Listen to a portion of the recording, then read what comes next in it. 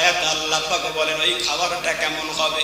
কাঁটাযুক্ত ঘাস দেওয়ার পর বান্দা যখন সেই খাবার খাইতে চাইবে না, ভিন্ন খাবারের আবদার করবে, আল্লাহ পাক রব্বুল আলামিন বলেন লাকিনুনা মিন শাজারাতিন মিন যাক্কুম।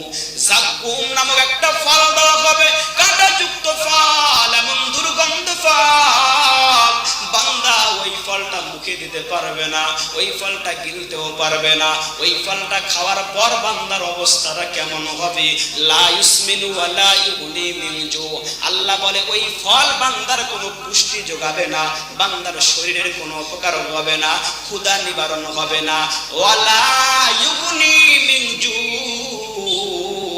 বান্দার ক্ষুধা নিবারণ হবে না, বান্দার কোন ধরনের খাবারের কাজ হবে না। সব খাবার দুর্গন্ধযুক্ত, কাঁটাযুক্ত, জ্বলন্ত